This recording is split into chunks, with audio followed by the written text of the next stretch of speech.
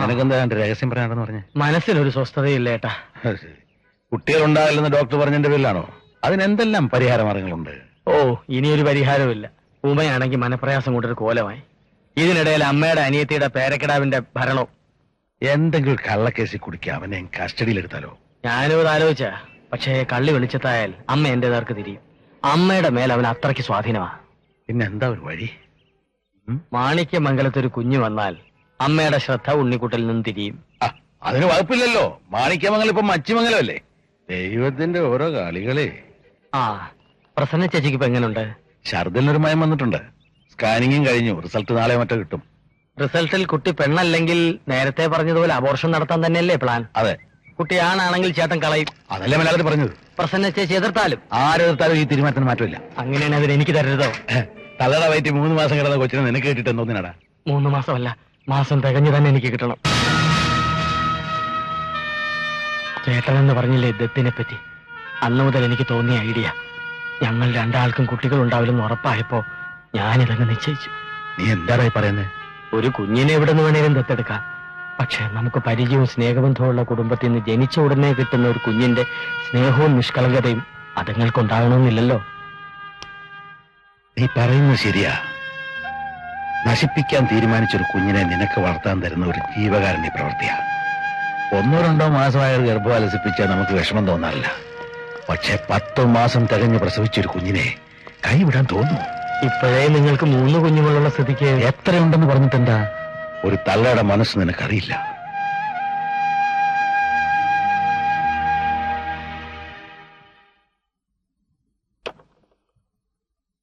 ഇനി വിശംബരം ചേട്ടൻ കുഞ്ഞിനെ തന്നു തന്നെ ഇരിക്കട്ടെ.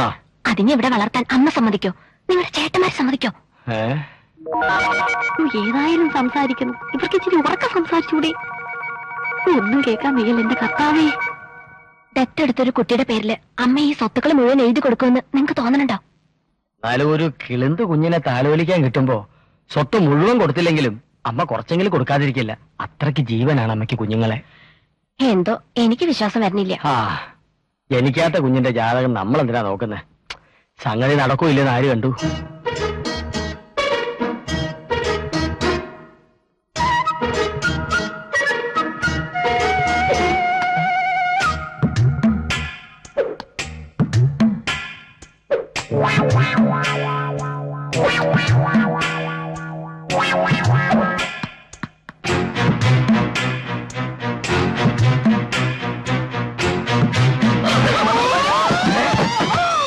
അയ്യോ, ആ സ്റ്റെല്ലപ്പണിന്റെ അറച്ചല്ലേ കണ്ടത്? മാറണം, വന്നടി.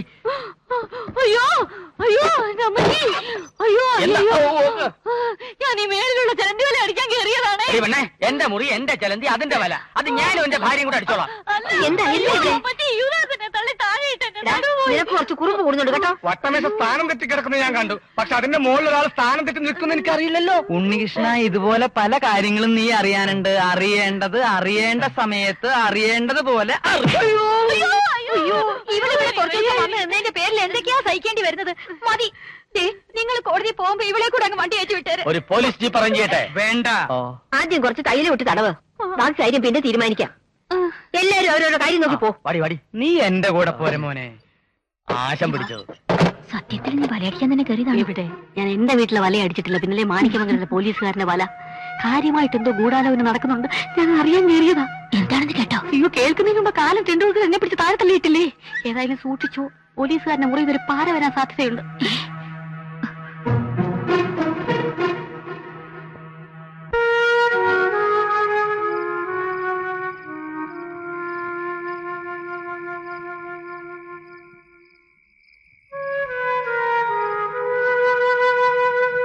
എന്താ ചേട്ടാ ഒരു മൂഡ് ഔട്ട്? സ്കാനിങ്ങിന്റെ റിസൾട്ട് കിട്ടി.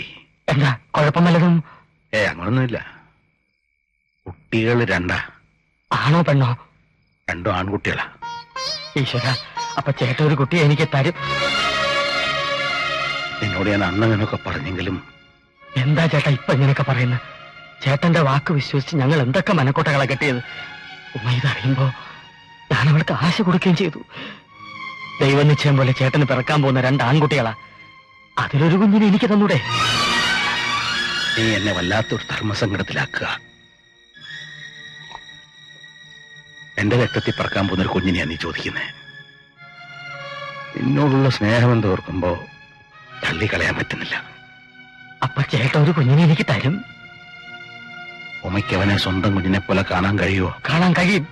ചേട്ടൻ എന്നെ വിശ്വാസമില്ലേ? ഞങ്ങൾക്കുള്ളതെല്ലാം അവനുള്ളതാണ്. പോരാ, സ്വന്തം കുഞ്ഞിനെ പോലെ നിങ്ങൾ അവനെ സ്നേഹിക്കണം, നന്നായി വളർത്തണം, പഠിപ്പിക്കണം. അതൊന്നും ഓർത്ത് ചേട്ടൻ വിഷമിക്കണ്ട. അവൻ ഇപ്പോഴേ എന്റെ സ്വന്തം മോനാ.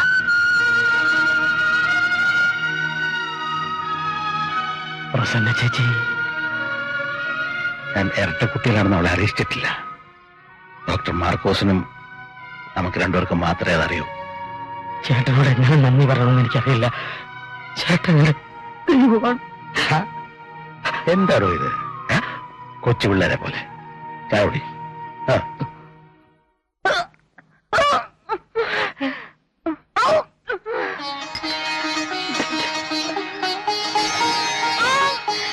അയ്യോ, എന്ത് പറ്റി പോലെ? എടാ സത്യമാല, എടാ ധർമ്മ, ചൗന്നലേ, ഓടി വാടാ.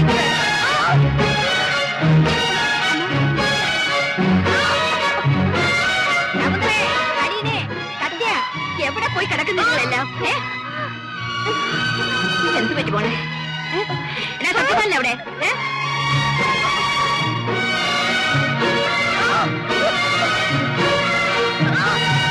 അയ്യോ അമ്മേ, എന്റെ ഉമ്മയ്ക്ക് എന്ത് പറ്റി? നോക്കാനും ശബ്ദം സൂക്ഷിക്കണം, കോടറാനുള്ള സമയ. അമ്മയൊന്ന് മാറിക്കേ, ഞാൻ തടവാ. ഉമ്മേ, എനിക്ക് എന്താ അസുഖം? ആശുപത്രി പോണോ? വേണ്ട ഏട്ടാ, 3-4 ദിവസമായി തുടങ്ങിയിട്ട്. ഞാൻ ആരോടും പറഞ്ഞില്ലാന്നേ ഉള്ളൂ. ഇതാ ഇപ്പൊ നന്നായേ. ഇതൊക്കെ ഒളിച്ചു വെക്കേണ്ട കാര്യങ്ങളാണോ? എന്റെ മച്ചിലോട്ട് ഭഗവതിയെ, ഇത് അതിന്റെ ലക്ഷണം തന്നെയാന്നാ തോന്നുന്നേ. അതെ, അതെനിക്കും തോന്നി. കോളറ അല്ലെങ്കിൽ മഞ്ഞപ്പിത്തം, രണ്ടിനും ഛർദില് പോവണ. ദഹനക്കേടുണ്ടായാലും വരാം. മിനിഞ്ഞാന്ന് ഞണ്ടിറച്ചി കഴിച്ചില്ലേ? വയറ്റിൽ പിടിച്ചു കാണത്തില്ല. അയ്യോ, ഞാൻ അപ്പോഴേ പറഞ്ഞതാ കുറച്ച് കഴിച്ചാ മതിയെന്ന്. അയ്യോ, ഞാനും കുറച്ച് കൂടുതൽ കഴിച്ച്. എനിക്ക് എപ്പോഴാണോ ഛർദിൽ വരുന്നത്? ഇയാള് ഛർദിക്കത്തില്ല, ഇളകി പോത്തേ ഉള്ളൂ. അയ്യോ, അതപ്പം പോയി. ഇനിയും ഛർദിക്കണോ? വേണ്ട, ഇപ്പൊ മാറി. എന്തായാലും സൂക്ഷിക്കണം, രണ്ടും പകരുന്ന രോഗ. നിങ്ങളൊക്കെ എന്തറിഞ്ഞിട്ടായി പറയുന്നേ? ഇതൊന്നുമല്ല. നീ മൂത്രമൊന്നും കൊണ്ട് പരിശോധിപ്പിക്കേ? എന്റെയോ? അല്ലടാ, ഇവളുടെ. അത് വേണ്ടമ്മേ, മൂത്രത്തിൽ ശകലം ചോറിട്ട് നോക്കിയാൽ ഇവിടെ വെച്ച് അറിയാവുന്ന കാര്യമുള്ളൂ. മഞ്ഞപ്പിത്തം അറിയാം, കോളറയാണ് ആശുപത്രിയിൽ തന്നെ കൊണ്ടുപോകണം. ഇനി എലിപ്പലിയാണെങ്കിലോ അത് ഭയങ്കരമായിട്ട് പറന്നു പിടിക്കും. പിടിച്ച മരണം ഉറപ്പാ. ഇവന്മാരെ ഞാൻ എങ്ങനെയാ ഒന്ന് പറഞ്ഞു മനസ്സിലാക്കുന്നത്? പെണ്ണിന് ഓക്കാനോ ശബ്ദത്തിലും വരുന്ന എന്തിന്റെ ലക്ഷണമാണെന്ന് നിങ്ങൾ ഇനി കോന്തമാരെ ഒന്ന് പറഞ്ഞു മനസ്സിലാക്കും. വാ മോളെ, വന്ന് കിടക്ക്, ക്ഷീണം ഒന്ന് മാറട്ടെ.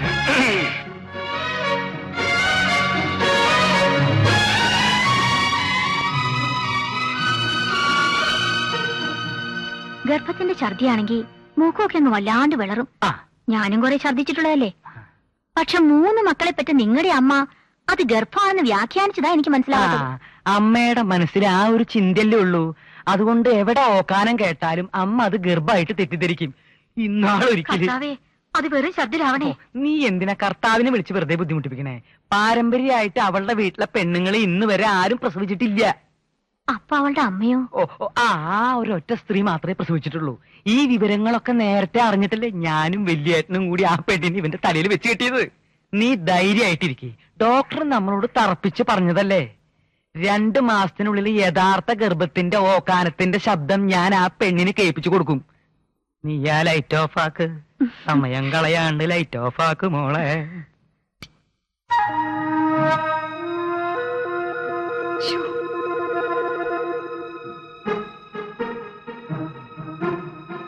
എനിക്കൊരു സമാധാനമില്ല. എന്താ പറഞ്ഞേ? എനിക്കൊരു സമാധാനം ഇല്ലാന്ന്.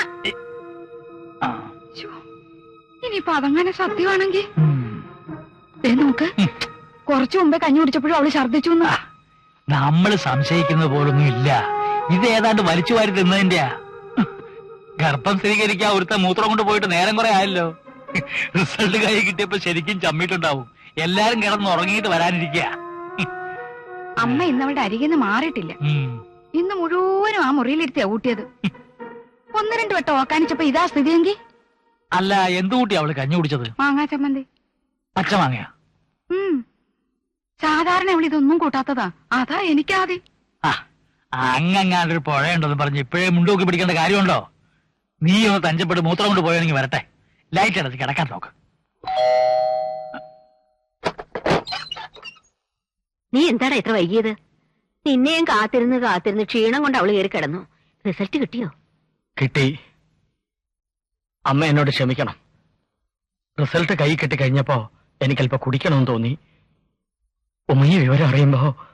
വേണ്ട മോനെ, ഇപ്പൊ അവളെ ഒന്നും അറിയിക്കണ്ട. വെറുതെ അവളുടെ മനസ്സുകൂടി വിഷമിപ്പിക്കുന്ന എന്തിനാ? അമ്മേ, എന്നാ ഞാനൊരു സത്യം അറിയിക്കുമ്പോ അമ്മ ഞെട്ടരുത്. എന്റെ ഉമ്മ ഒരു ഉമ്മയാകാൻ അല്ല, അമ്മയാകാൻ പോകുന്നു. അമ്മയുടെ മോൻ ഒരു അച്ഛനാകാൻ പോകുന്നു. അമ്മ ഒരു അമ്മൂമ്മയാകാൻ പോകുന്നു. നേരോ?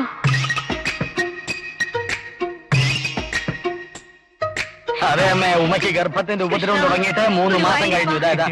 നീ എന്റെ പ്രാർത്ഥന കേട്ടോ? നീ തറവാടിന്റെ നോക്കട്ടെ. കൊടുക്കുമോനെ, അവരോടൊന്ന് കാണണ്ടേ? എനിക്ക് കാണണം പറഞ്ഞാ എനിക്ക് കാണണം. കൊടുത്തുന്നേ കൊച്ചേട്ടാ. ഇതാ എവിടെ മുട്ട് ചെയ്യണ്ട് തള്ളല്ലേ?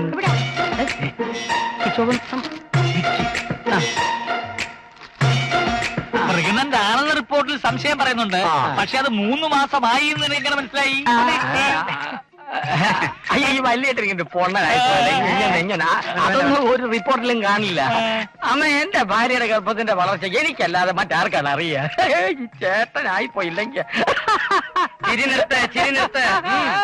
നീ ഡോക്ടറെ കാണാൻ പോയിട്ട് 2 മാസം പോലും ആയില്ല. പോയിന്റ് നമ്പർ 1, അന്ന് ഗർഭത്തിന്റെ ഒരു സൂചന പോലും ഉണ്ടായിരുന്നില്ല എന്നാണല്ലോ നീ പറഞ്ഞത്. പോയിന്റ് നമ്പർ 2, പിന്നെ എങ്ങനെയാ 2 മാസത്തിന്റെ ഗർഭം കൊണ്ട് 3 മാസത്തെ ഗർഭം ഉണ്ടായത്?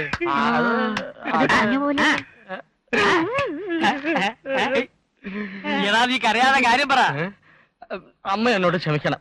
അമ്മയോട് എനിക്ക് അത്രയേറെ സ്നേഹം ഉള്ളത് കൊണ്ടാണ് ഞാൻ സത്യം പറയാതിരുന്നത്. എനിക്ക് അപ്പഴേ അറിയാം ഇതെല്ലാം പുളുവാണെന്ന്. മിണ്ടാതിരി. കരയാതെ സത്യ, ഇനിയെങ്കിലും നീ സത്യം പറ. പറയട്ടെ. ഒരു മുത്തശ്ശിയാകാൻ പോകുന്നു പെട്ടെന്ന് അറിയുമ്പോ എന്റെ അമ്മയ്ക്ക് ഹൃദയസ്തംഭനം ഉണ്ടാവുകയോ സമനില തെറ്റുകയോ ചെയ്യുമെന്ന് പേടിച്ചിട്ടാണ് അന്ന് ഞാൻ ഈ വിവരം ആരോടും പറയാതിരുന്നത്. അപ്പൊ നീ ഇപ്പൊ പറഞ്ഞതോ എന്ന് പറഞ്ഞ അമ്മയ്ക്ക് ഹൃദയസ്തംഭനം ഉണ്ടായിട്ട് അമ്മ ചത്തുപോട്ടെ എന്നല്ലേ അതിന്റെ അർത്ഥം? അങ്ങനെ അങ്ങനെ പറയരുത്. എന്റെ അമ്മ, എന്റെ പെറ്റമ്മ, എന്നെ 10 മാസം ചുമന്ന് നൊന്ത് പ്രസവിച്ച അമ്മ, പാതിരാത്രി റിസൾട്ടിന് വേണ്ടി ഉറക്കളച്ച് കാത്തിരുന്ന ഈ അമ്മയുടെ മുഖത്ത് നോക്കി എന്നോട് പറയാൻ എനിക്ക് പറ്റില്ല. വല്യേട്ടാ, കരയാതെ മക്കളെ, കരയാതെ. പോലീസുകാരനാണെന്ന് പറഞ്ഞിട്ട് എന്താ കാര്യം? കൊച്ചിന്റെ മനസ്സാ. എനിക്ക് മക്കളെ